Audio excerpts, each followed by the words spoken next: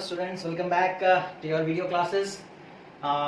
Today students we will discuss about chemistry, that is we have left one topic in chemical bonding, that is covalent compounds. So today we will discuss about those covalent compounds. Okay, तो आज हम लोग discuss करेंगे बच्चों covalent compounds के बारे में.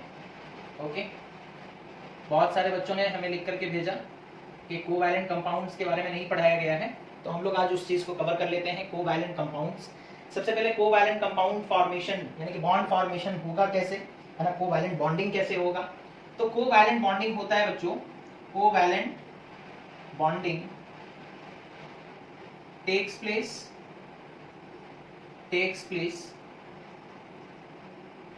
by sharing of electrons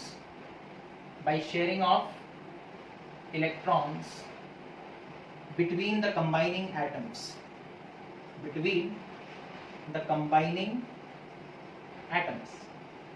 okay, जब एक एटम, ठीक है, एक एलिमेंट का एक एटम, ओके, दूसरे एलिमेंट के एटम के साथ या सेम काइंड के एलिमेंट के एटम के साथ इलेक्ट्रॉन शेयर करता है, तो जो बॉन्ड फॉर्मेशन होता है बच्चों उसे हम लोग कोवैलेंट बॉन्ड कहते हैं. उसे हम लोग क्या कहते हैं? Covalent bond. So it is formed by sharing of electrons, है ना, ये इंपॉर्टेंट चीज है, शेयरिंग ऑफ इलेक्ट्रॉन्स. अच्छा, कोवैलेंट बॉन्डिंग होता किनके बीच में है? कोवैलेंट बॉन्डिंग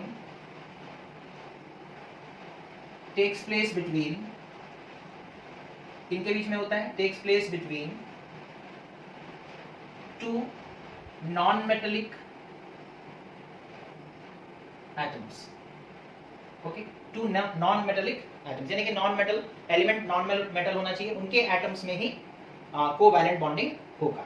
ठीक है, जैसे सपोज कर लो हाइड्रोजन का एक एटम हाइड्रोजन के दूसरे एटम के साथ कंबाइन करेगा और बन जाएगा हाइड्रोजन का मॉलिक्यूल. तो यहाँ पर कोवैलेंट बॉन्डिंग हो रहा है. यहाँ पर कैसा बॉन्डिंग हो रहा है? कोवैलेंट. क्लोरीन का एक एटम क्लोरीन के दूसरे एटम के साथ कंबाइन किया और बन गया क्लोरीन का मॉलिक्यूल, ये भी कोवैलेंट बॉन्डिंग हो रहा है. ठीक है, तो इसी तरीके से हम लोग एक जनरल इक्वेशन लिख सकते हैं. और कभी कभी हम लोग ऐसा भी देखते हैं, जैसे सपोज कर लो हाइड्रोजन का एक एटम क्लोरीन के एटम के साथ कंबाइन किया और HCl का मॉलिक्यूल बना, ये भी कोवैलेंट बॉन्डिंग के द्वारा ही हो रहा है. ठीक है, तो इस चीज को हम लोग समझते हैं. सेम काइंड ऑफ एटम्स होंगे तो हम उनको सपोज x से रिप्रेजेंट करते हैं, तो x plus x gives rise to x2. Okay, और अगर सपोज कर लो डिफरेंट काइंड ऑफ एटम्स हैं, जैसे कि सपोज एक एटम x दूसरा atom y, different kind of atoms gives rise to xy. Okay, तो ये जनरल रिप्रेजेंटेशन इस तरीके से हम लोग कर सकते हैं. ओके, फिर वैलेंसी वगैरह का भी मतलब रोल होता है कि x2y होगा, xy2 होगा, क्या होगा वो वैलेंसी के हिसाब से हम लोग देख सकते हैं. ठीक है, फिलहाल तो बस इतना ही. कोवैलेंट बॉन्ड क्या होता है, उन सारी चीजों के बारे में भी हम लोग डिस्कशन करेंगे. ठीक है, कोवैलेंट बॉन्ड. ओके, और कोवैलेंट बॉन्डिंग किनके बीच में होता है वो चीज समझ में आ गया. और मतलब कैसे होता है शेयरिंग ऑफ इलेक्ट्रॉन्स, किनके बीच में होता है? नॉन मेटेलिक एटम्स, है ना, atoms of non metallic elements बोल सकते हो. ओके, ये गया. अब उसके बाद हम लोग एग्जांपल्स देखेंगे. ठीक है, लेकिन उससे पहले हम लोग डिस्कशन करेंगे कि कोवैलेंट बॉन्ड किसे कहते हैं. कोवैलेंट बॉन्ड किसे कहते हैं? ठीक है, कोवैलेंट बॉन्ड, तो ये सब लगभग डेफिनेशंस वगैरह तो पहले से भी हम लोग डिस्कशन किए हैं. तो the bond formed due to the sharing of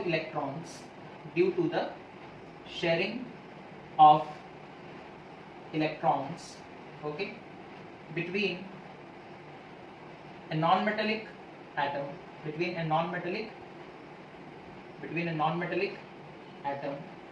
with another non-metallic atom. Okay, दो नॉन मेटेलिक एटम्स जब शेयर करेंगे इलेक्ट्रॉन्स को, तो उनके बीच में जो बॉन्ड फॉर्मेशन होता है उसे हम लोग कहते हैं कोवैलेंट बॉन्ड. उसके बाद कोवैलेंट कंपाउंड क्या हो जाएगा? The chemical compound form due to mutual sharing of electrons, है ना. कोवैलेंट कंपाउंड फिर क्या हो गया? कोवैलेंट कंपाउंड हो गया the chemical compound formed by sharing of electrons between the combining atoms. Okay, तो वो कंपाउंड्स जो शेयरिंग ऑफ इलेक्ट्रॉन्स के द्वारा बनते हैं उन्हीं को हम लोग कोवैलेंट कंपाउंड कहते हैं। ओके, उसके बाद कोवैलेंसी। कोवैलेंसी क्या होता है? कोवैलेंसी है ना, this is the number of electron pairs, the number of electron pairs which an atom shares, which an atom shares, okay, which an atom shares with one or more atoms, with one or more atoms, तो उसे हम लोग covalency कहते हैं। Okay, तो हम लोग जैसे जैसे एग्जांपल देखेंगे वैसे वैसे समझ में आएगा। अब बात करते हैं कोवैलेंट कंपाउंड्स जो है वो दो तरह के होते हैं, एक होता है पोलर कंपाउंड, एक होता है नॉन पोलर। ठीक है, इसे मिटा दे रहे हैं, इसे लिख लिए। तो कोवैलेंट कंपाउंड्स जो है बच्चों को दो तरह का होता है ना। Covalent compounds are of two types, one is polar. Covalent compounds दो तरह के होते हैं, एक होता है आपका polar covalent compounds, this is polar covalent compounds and non-polar covalent compounds। ठीक है, polar covalent compounds and non-polar covalent compounds। Okay, ठीक है। polar covalent यानी कि उनके पास पोलैरिटी होगा, नॉन पोलर यानी कि पोलैरिटी नहीं होगा, यानी कि प्लस और माइनस चार्ज। पोलैरिटी दो तरह के होते हैं, पोलैरिटी दो तरह का होता है, that is positive and another one is negative. तो पोलर मतलब पोलैरिटी है, ओके, यानी कि चार्ज सेपरेशन है उनके बीच में। नॉन पोलर मतलब कोई पोलैरिटी नहीं है, कोई चार्ज सेपरेशन नहीं है, पूरा का पूरा कंपाउंड जो है वो उनके अंदर में भी कोई चार्ज सेपरेशन नहीं है। ठीक है, ऐसे तो आज पूरा का पूरा कंपाउंड न्यूट्रल ही होता है, लेकिन अगर हम लोग डेप्थ में जाएंगे और देखेंगे उसके अंदर जाकर के तो भी वहां पर कोई चार्ज नहीं होगा। ठीक है, अब पोलर कंपाउंड्स बनते कैसे हैं और नॉन पोलर कंपाउंड्स बनते कैसे हैं? पोलर कंपाउंड्स बच्चों तब बनेगा, पोलर कोवैलेंट कंपाउंड्स तब बनता है जब क्या होता है, अनइक्वल शेयरिंग ऑफ इलेक्ट्रॉन्स, है ना। अनइक्वल बॉन्ड फॉर्मेशन के दौरान जो अनइक्वल शेयरिंग होता है उसके वजह से मतलब पोलैरिटी डेवलप हो जाता है। नॉन पोलर में क्या होगा, इक्वल डिस्ट्रीब्यूशन, और हम लोग कह सकते हैं नॉन पोलर में equal sharing. Okay, equal distribution और equal sharing, okay, of whom, of the shared pair of electrons, of the shared pair of electrons। जो शेयर्ड पेयर ऑफ इलेक्ट्रॉन्स हैं अगर वो इक्वली शेयर्ड हैं तो नॉन पोलर, और अगर अनइक्वली शेयर्ड है ना, अनइक्वल शेयरिंग हुआ है या फिर अनइक्वल डिस्ट्रीब्यूशन, अनइक्वल शेयरिंग या फिर अनइक्वल डिस्ट्रीब्यूशन, तो उसके वजह से जो कंपाउंड फॉर्मेशन होगा वो कैसा होगा ना, वो पोलर होगा। ठीक है, वो कैसा होगा, पोलर होगा। ओके, ठीक है। अब इसमें क्या होता है ना, पोलर कोवैलेंट कंपाउंड्स जो होते हैं, है? इसमें जो high electronegative element attracts the shared pair of electrons, attracts the shared pair of electrons closer towards itself, okay, closer towards itself। और यहां पर क्या होता है ना, the electron pairs are symmetrically distributed, symmetrically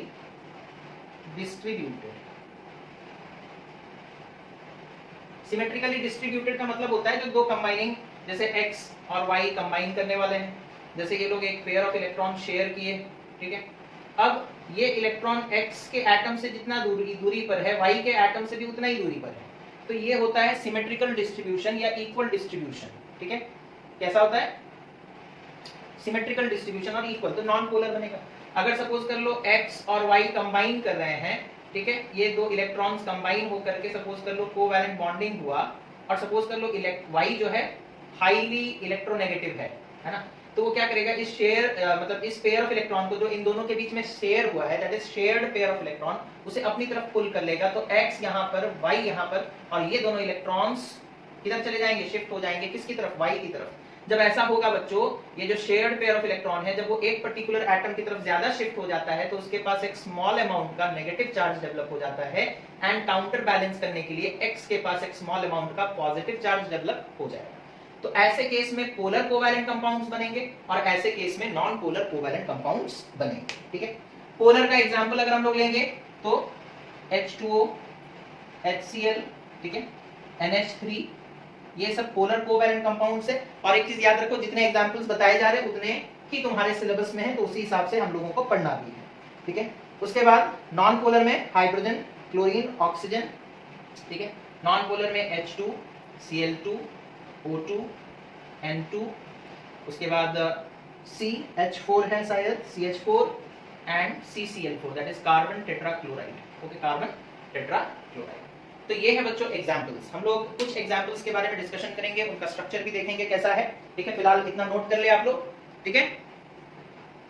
तो ये हो गया कोवैलेंट कंपाउंड्स। दो तरह के होते हैं, polar covalent compounds and non polar covalent compounds. Polar का मतलब होता है उनके पास पोलैरिटी है, पॉजिटिव नेगेटिव का। जैसे यहाँ पर हम लोग देखें x और y कंबाइन किए, y का इलेक्ट्रोनेगेटिव कैरेक्टर बहुत ज्यादा था, वो शेयर्ड पेयर ऑफ इलेक्ट्रॉन को अपनी तरफ अट्रैक्ट कर लिया ज्यादा, जिसके वजह से y के पास एक स्मॉल अमाउंट का नेगेटिव चार्ज डेवलप हो गया, और काउंटर बैलेंस करने के लिए x के पास एक स्मॉल अमाउंट का पॉजिटिव चार्ज डेवलप हो गया, है ना। तो इस तरीके से पोलर और नॉन पोलर कंपाउंड्स बनते हैं, ठीक है। ये गया, अब एग्जांपल्स देखेंगे, ओके, मिटा दे, ठीक है। अब उसके बाद बच्चों आते हैं एग्जांपल्स की तरफ, ठीक है। उसके बाद हम लोग आते हैं एग्जांपल्स की तरफ। पहले नॉन पोलर, फिर बाद में पोलर कोवैलेंट कंपाउंड्स के एग्जांपल हम लोग देखेंगे, ठीक है। नॉन पोलर में जो एग्जांपल्स हम लोग देखेंगे वो कौन कौन से हैं, starting from that is hydrogen, then chlorine. पहले हाइड्रोजन का देखो, हाइड्रोजन का, ठीक है। हाइड्रोजन देखो, हाइड्रोजन का मॉलिक्यूल कैसे बनता है बच्चों। सपोज कर लो ये एक हाइड्रोजन का एटम है, ठीक है, उसके आउटर मोस्ट सेल में एक इलेक्ट्रॉन है ना।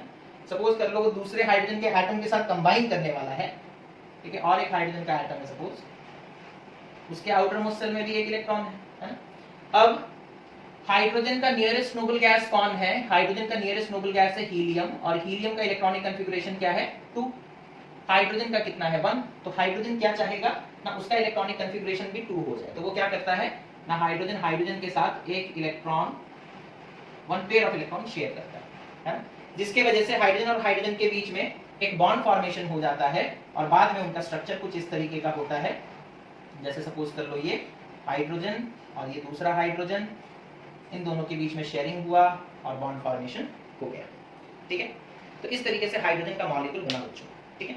इसे हम लोग अगर हम लोग डॉट स्ट्रक्चर के आकार में दिखाते हैं तो इस तरीके से, दैट इज हाइड्रोजन के पास एक इलेक्ट्रॉन है, वो दूसरे हाइड्रोजन के साथ कंबाइन किया, ठीक है। हाइड्रोजन का जो पेयर है वो शेयर हुआ उनके बीच में, और हाइड्रोजन सिंगल बॉन्ड हाइड्रोजन बना, दैट इज H2 बन गया, दैट इज H2 बन गया, ठीक है। अच्छा, 1 पेयर ऑफ इलेक्ट्रॉन शेयर होगा, एक पेयर शेयर होगा। 1 पेयर अगर शेयर होता है तो सिंगल बॉन्ड होता है ना, जैसे हाइड्रोजन के केस में हो रहा है, सिंगल बॉन्ड बनेगा, ओके। अगर 2 पेयर ऑफ इलेक्ट्रॉन शेयर होंगे, 2 पेयर अगर शेयर होते हैं तो डबल बॉन्ड होगा, है ना, डबल बॉन्ड होगा। और अगर 3 पेयर ऑफ इलेक्ट्रॉन शेयर होंगे तो फिर ट्रिपल बॉन्ड होगा। कैसा बॉन्डिंग होगा, ट्रिपल बॉन्ड, ओके। तो ये यहाँ पर एक पेयर, 2 इलेक्ट्रॉन मतलब 1 पेयर ऑफ इलेक्ट्रॉन शेयरिंग हुआ है बच्चों। तो इस तरीके से हाइड्रोजन का मॉलिक्यूल बनता है, ठीक है। अब उसके बाद हम लोग बात करेंगे क्लोरीन के मॉलिक्यूल का, है। उसके बाद हम लोग बात करेंगे क्लोरीन के मॉलिक्यूल का। तो क्लोरीन जो है उसका एटॉमिक नंबर है 17, ठीक है। क्लोरीन के मॉलिक्यूल के बारे में डिस्कशन करेंगे, क्लोरीन का मॉलिक्यूल, क्लोरीन मॉलिक्यूल, ओके। तो क्लोरीन का एटॉमिक नंबर है 17 बच्चों, ठीक है। तो अगर सपोज कर लो ये क्लोरीन, तो ये 2 इलेक्ट्रॉन्स इधर, 8 इधर, 10 और 7 इधर, दैट इज 17, दैट इज 17। अगर हम लोग सिर्फ आउटर मोस्ट ऑर्बिट को दिखाएंगे तो इस तरीके से होगा, है ना। अगर मान लो हम लोग सारे ऑर्बिट्स को नहीं दिखाना चाहते, हम लोग सिर्फ आउटर मोस्ट ऑर्बिट को दिखाना चाहते हैं, तो कुछ इस तरीके से हम लोगों को ड्रॉ करना पड़ेगा। दैट इज क्लोरीन, यहाँ पर Cl, ये मार्कर चल नहीं रहा, बात नहीं, ये सपोज कर लो Cl, का न्यूक्लियस हो गया, सिर्फ एक ऑर्बिट को दिखाते हैं। और आउटर मोस्ट ऑर्बिट, इसमें कितने इलेक्ट्रॉन्स होंगे बच्चों? 7 इलेक्ट्रॉन। सपोज 2 इलेक्ट्रॉन यहाँ पर है, 2 इलेक्ट्रॉन यहाँ पर है, 2 इलेक्ट्रॉन यहाँ पर है और 1 इलेक्ट्रॉन यहाँ पर है, ठीक है। दूसरा क्लोरीन का न्यूक्लियस और उसका आउटर मोस्ट ऑर्बिट, यहाँ पर 1 इलेक्ट्रॉन, यहाँ 2 इलेक्ट्रॉन, यहाँ 2 इलेक्ट्रॉन और यहाँ 2 इलेक्ट्रॉन। अब यहाँ पर शेयरिंग होगा बच्चों, इस पोर्शन में 1 इलेक्ट्रॉन को लोग शेयर करेंगे और बाद में इस चीज़ को हम लोग ओवरलैप करके दिखाएंगे। सपोज ये क्लोरीन का न्यूक्लियस और उसका ऑर्बिट, और ये सपोज कर लो क्लोरीन का न्यूक्लियस और उसका ऑर्बिट, यहाँ 2 इलेक्ट्रॉन, यहाँ 2 इलेक्ट्रॉन, ठीक है। और शेयर कितने होंगे? शेयर भी 1 पेयर ऑफ इलेक्ट्रॉन्स, है, यानी कि 2 इलेक्ट्रॉन शेयर होंगे। तो ये बनेगा फाइनली Cl2। ये क्या बनेगा? That is Cl2। Okay, single bond होगा, ठीक है। इसी को डॉट स्ट्रक्चर में दिखाओगे। क्लोरीन के आउटर मोस्ट सेल में कितने इलेक्ट्रॉन्स हैं? ना 7 इलेक्ट्रॉन्स हैं। जो दूसरा क्लोरीन है उसके आउटर मोस्ट सेल में भी कितने इलेक्ट्रॉन्स हैं? ना 7 इलेक्ट्रॉन्स हैं। तो ये लोग मिलेंगे और क्लोरीन का इस तरीके से हम लोग शो कर सकते हैं। ये हो गया शेयर्ड पेयर ऑफ इलेक्ट्रॉन, ये जो बीच में है वो शेयर्ड है ना, कॉमन, ठीक है। Gives rise to Cl, single bond Cl gives rise to Cl2। Okay, तो इस तरीके से।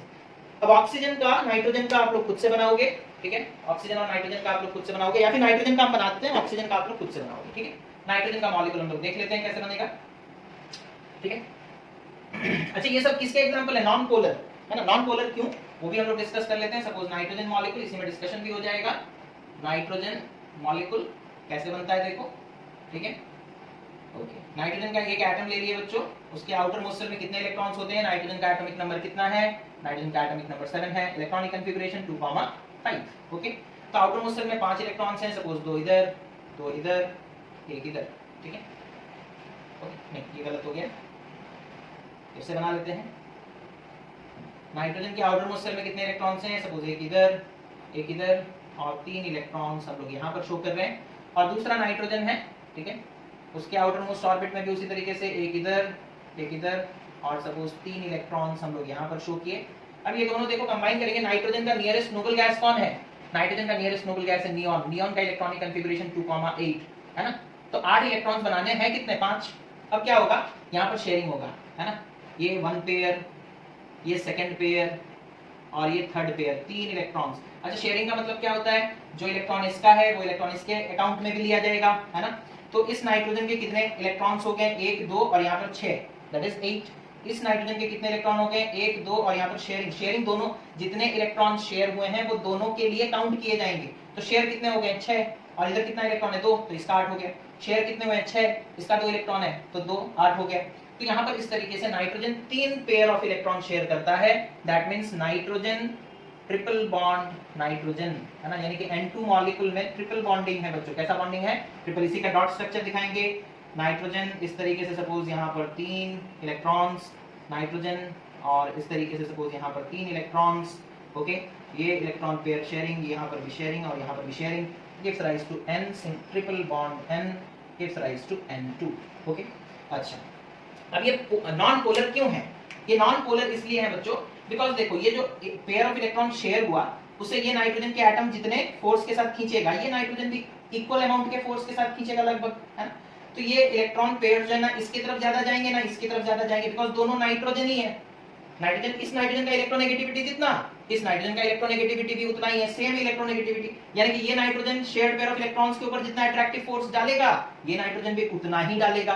तो सिमेट्रिकल डिवीजन होगा, है ना, सिमेट्रिकल बॉन्डिंग होगा, यानी कि नॉन पोलर कोवैलेंट कंपाउंड बनेगा। नॉन पोलर कोवैलेंट कंपाउंड बनेगा। समझ में आ गया? अब उसके बाद डिस्कशन करते हैं CH4 दैट इज मीथेन का molecule, molecule of methane. Okay, molecule of methane, है ना, मीथेन का molecule that is CH4। Okay, तो यहाँ सेंट्रल एटम कार्बन है बच्चों, ठीक है। कार्बन के आउटर मोस्ट शेल में 4 इलेक्ट्रॉन्स होते हैं, एक इधर, एक इधर, एक इधर, एक इधर। सपोज हाइड्रोजन का देख लो, हाइड्रोजन के आउटर मोस्ट शेल में 1 इलेक्ट्रॉन इधर, ठीक है। हाइड्रोजन का हालांकि मैं एटम बहुत बड़ा बना दिया हमने, ठीक है, इतना बड़ा हाइड्रोजन का एटम नहीं होगा कंपैरेटिवली, अगर हम लोग देखेंगे तो कार्बन से तो छोटा ही होगा। ओके, एक हाइड्रोजन का एटम सपोज कर लो इधर है, एक हाइड्रोजन का एटम सपोज कर लो इधर है, ठीक है, एक हाइड्रोजन का एटम सपोज कर लो इधर है, ठीक है। अब यहाँ देखो यहाँ पर कार्बन एक बॉन्ड इस हाइड्रोजन के साथ बनाएगा, एक बॉन्ड इस हाइड्रोजन के साथ बनाएगा, एक बॉन्ड इस हाइड्रोजन के साथ बनाएगा, एक बॉन्ड इस हाइड्रोजन के साथ बनाएगा, ठीक है। इस तरीके से बॉन्डिंग होगा, इस तरीके से बॉन्डिंग होगा। तो कार्बन के कितने इलेक्ट्रॉन्स हो गए, पहले से उसके पास 4 थे और 4 उसने शेयर किए, तो कार्बन का 8 हो गया कंप्लीट। इस हाइड्रोजन का देखो 1 2 कंप्लीट ड्यूप्लेट, इस हाइड्रोजन का देखो 1 और 1 2 हो गया ड्यूप्लेट कंप्लीट। हाइड्रोजन तो हीलियम का ही स्ट्रक्चर ऑब्टेन करने का कोशिश करेगा, यानी कि आउटर मोस्ट शेल में 2 इलेक्ट्रॉन लाने का कोशिश करेगा, ठीक है। तो इस हाइड्रोजन का देखो 1 और 1 2 हो गया कंप्लीट, इस हाइड्रोजन का देखो 1 और 1 हो गया 2 कंप्लीट। तो सबका मतलब कार्बन का ऑक्टेट कंप्लीट, हाइड्रोजन का ड्यूप्लेट कंप्लीट, है ना। तो इस तरीके से इनके बीच में बॉन्ड फॉर्मेशन होता है। अब इस इलेक्ट्रॉन को, ये जो शेयर्ड पेयर ऑफ इलेक्ट्रॉन है, इसे कार्बन एक फोर्स के साथ अपनी तरफ खींचेगा, हाइड्रोजन एक फोर्स के साथ अपनी तरफ खींचेगा, है ना। दूसरी तरफ से इधर देखो हाइड्रोजन और कार्बन के बीच में, अब कार्बन को क्या करना पड़ रहा है, कार्बन अपने फोर्स को इस हाइड्रोजन इधर भी लगा रहा है, कार्बन अपने फोर्स को इधर भी लगा रहा है, कार्बन अपने फोर्स को इधर भी लगा रहा है, कार्बन अपने फोर्स को इधर भी लगा रहा है ना। जिसके वजह से क्या हो जा रहा है ना, डिस्ट्रीब्यूशन हो जा रहा है फोर्स का, है ना। और हाइड्रोजन और कार्बन का नेट इफेक्ट यहाँ पर लगभग बराबर आ जा रहा है, ठीक है। तो यहाँ पर भी कैसा होगा ना, यूनिफॉर्म डिस्ट्रीब्यूशन, या फिर हम लोग कह सकते हैं यूनिफॉर्म और equal distribution of shared pair of electrons, shared pair of electrons, that means non-polar, that means non-polar covalent compound बनेगा बच्चों, ठीक है।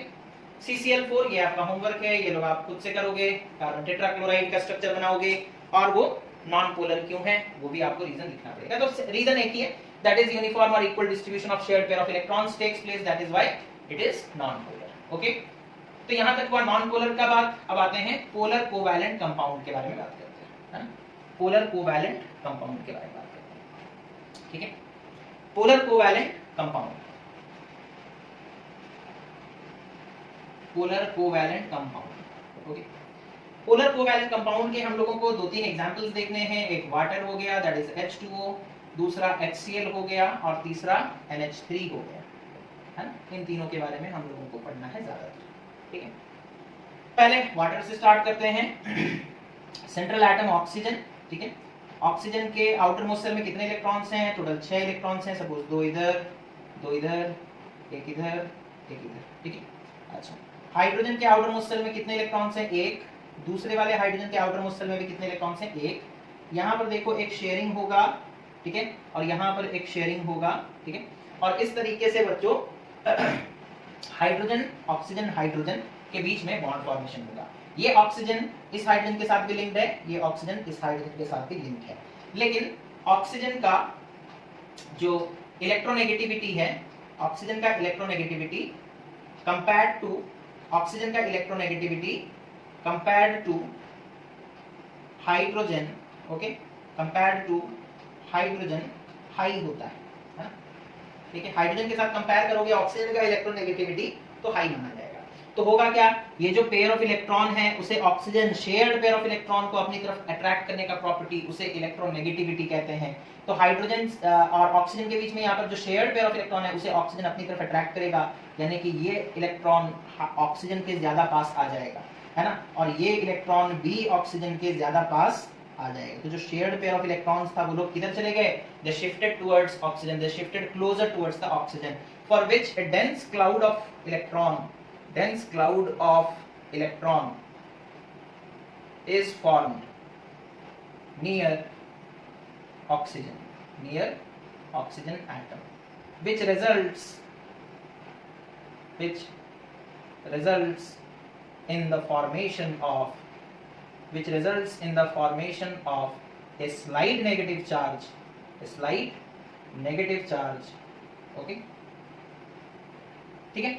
तो क्योंकि ऑक्सीजन इलेक्ट्रॉन्स को अपनी तरफ, इलेक्ट्रॉन्स नेगेटिव होते हैं बच्चों, है ना, तो उन्हें अपनी तरफ अट्रैक्ट कर लिया, जिसकी वजह से यहाँ पर एक स्मॉल अमाउंट का नेगेटिव चार्ज फॉर्मेशन हो जाएगा, ठीक है। स्मॉल अमाउंट का नेगेटिव चार्ज फॉर्मेशन होगा, ओके, और हाइड्रोजन के पास एक स्मॉल अमाउंट का पॉजिटिव चार्ज फॉर्मेशन होगा, ठीक है। यहाँ 2 del माइनस लिख दिए, ओके। तो इस यहाँ पर जो डिस्ट्रीब्यूशन हुआ है बच्चों वो नॉन यूनिफॉर्म डिस्ट्रीब्यूशन हुआ है। इलेक्ट्रॉन जो शेयर्ड पेयर ऑफ इलेक्ट्रॉन से वो एक एटम की तरफ ज्यादा क्लोज हो गए, दूसरे एटम से दूर चले गए, तो जो डिस्ट्रीब्यूशन हो गया वो नॉन यूनिफॉर्म हो गया। एंड ये नॉन यूनिफॉर्म डिस्ट्रीब्यूशन के वजह से ही वाटर के मॉलिक्यूल के अंदर में चार्ज सेपरेशन एग्जिस्ट करता है, यानी कि वाटर के मॉलिक्यूल को ओवरऑल देखोगे तो टोटल चार्ज कितना है, 2 डेल माइनस डेल प्लस हो गया प्लस 2 डेल प्लस, ठीक है। तो 2 del minus 2 del plus is equals to 0। तो नेट चार्ज 0 है, लेकिन मॉलिक्यूल के अंदर में चार्ज सेपरेशन है। ऑक्सीजन के पास स्लाइट नेगेटिव चार्ज है और हाइड्रोजन के एटम्स के पास स्लाइट पॉजिटिव चार्ज है। तो मॉलिक्यूल्स के अंदर में देखोगे तो चार्ज सेपरेशन है ना, और ओवरऑल एक मॉलिक्यूल को देखोगे तो वो न्यूट्रल होता है। Molecules are always neutral, but inside जब हम लोग देखते हैं, अंदर की तरफ जब हम लोग देखते हैं तो इस तरह का चार्ज सेपरेशन हमें नजर में आता है, और इसी के लिए हम लोग उसे पोलर कोवैलेंट कंपाउंड कहते हैं, है ना। क्या कहते हैं, polar covalent compound. Similarly hydrogen chloride के केस में भी आप लोग देख सकते हो, HCl के केस में भी, जैसे कि हाइड्रोजन और क्लोरीन, ओके। हाइड्रोजन के पास 1 इलेक्ट्रॉन है, क्लोरीन के पास 17 इलेक्ट्रॉन्स हैं, जिसमें से आउटर मोस्ट सेल में 7 इलेक्ट्रॉन्स हैं, है ना। अब ये पेयर ऑफ इलेक्ट्रॉन शेयर हुआ, उनके बीच में नॉन मेटल्स हैं दोनों, तो शेयर करके ही बॉन्ड फॉर्मेशन करेंगे, है ना। कोवैलेंट कंपाउंड्स कौन बनाते हैं, नॉन मेटल्स बनाते हैं, है ना। तो यहाँ पर हाइड्रोजन भी नॉन मेटल, क्लोरीन भी नॉन मेटल, तो यहाँ पर जो बॉन्ड फॉर्मेशन होगा वो कोवैलेंट होगा। अब यहाँ पर देखो बच्चों, क्लोरीन का एटॉमिक नंबर 17, हाइड्रोजन का एटॉमिक नंबर 1। 17 यानी कि इसके पास 17 प्रोटॉन्स हैं, 1 यानी कि इसके पास 1 प्रोटॉन है। 17 प्रोटॉन्स मिलकर के, क्लोरीन के पास जो 17 प्रोटॉन्स है, 17 प्रोटॉन्स पॉजिटिव होते हैं, तो प्लस 17 चार्ज, और इसके पास प्लस 1 चार्ज, है ना, प्लस 1 चार्ज। अच्छा, अब क्लोरीन का 17 चार्ज मिल करके इस शेयर्ड पेयर ऑफ इलेक्ट्रॉन को अपनी तरफ खींचेगा, है ना। और हाइड्रोजन के पास सिर्फ 1 चार्ज है, वो अपने 1 चार्ज के साथ इस शेयर्ड पेयर ऑफ इलेक्ट्रॉन को अपनी तरफ खींचेगा। तो ऑब्वियसली यहाँ पर 17 प्रोटॉन्स मिलकर के इस पेयर ऑफ इलेक्ट्रॉन को अपनी तरफ ज्यादा क्लोज कर लेंगे। तो बाद में क्या हो जाएगा बच्चों ना, हाइड्रोजन और क्लोरीन अगर हम लोग देखेंगे तो जो इलेक्ट्रॉन का क्लाउड है वो शिफ्ट हो गया है किधर ना, क्लोरीन की तरफ, जिसके वजह से क्लोरीन के पास एक स्मॉल अमाउंट का नेगेटिव चार्ज और हाइड्रोजन के पास एक स्मॉल अमाउंट का काउंटर बैलेंस करने के लिए पॉजिटिव चार्ज डेवलप हो जाएगा, ठीक है।